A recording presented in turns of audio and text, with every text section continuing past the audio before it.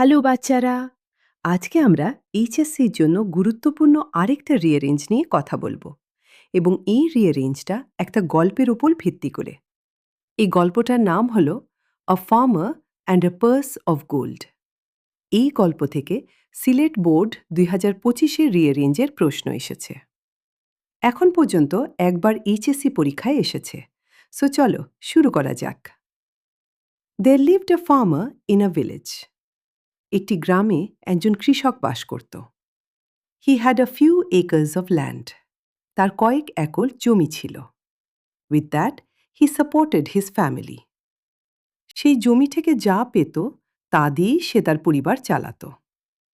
One day, he was walking through the fields. একদিন সে মাঠের মধ্য দিয়ে হাঁটছিল। While walking, he came across a purse of gold. হাঁটতে হাঁটতে সে একটি সোনার মোহর ভরা থলে পেল। He thought that it might have been dropped by a passerby. সে ভাবল যে থলেটি হয়তো কোনো পথচারী ফেলে গেছে। He picked it up and carried it home. সে সেটি তুলে বাড়িতে নিয়ে গেল। He showed it to his wife. সে তার স্ত্রীকে সেটি দেখালো। His wife was greedy. তার স্ত্রী লোভী ছিল। She advised him to use it. সে তাকে থলে সোনা ব্যবহার করার পরামর্শ দিল। The farmer was more than honest. কিন্তু কৃষক ছিল অত্যন্ত সৎ। He began to find out the owner of the purse.